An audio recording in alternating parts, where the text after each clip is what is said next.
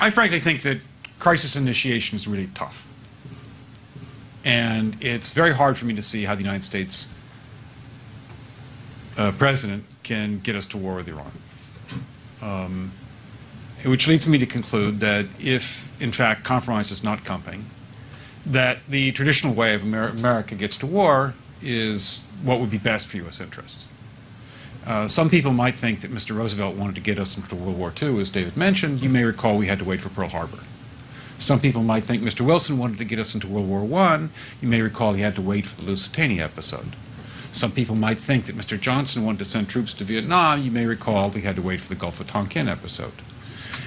We didn't go to war with Spain until the until the Maine exploded.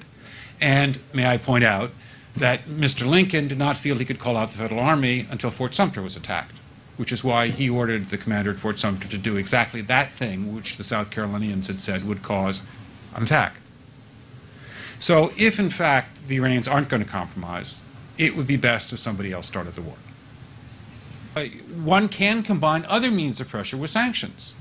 I mentioned that explosion on August 17th. We could step up the pressure.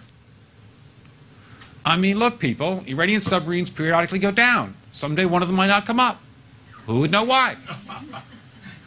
We can do a variety of things if we wish to increase the pressure. I'm not advocating that, but I'm just suggesting that this is not a either-or proposition. Of, it's just sanctions has to succeed or other things. We are in the game of using covert means against the Iranians.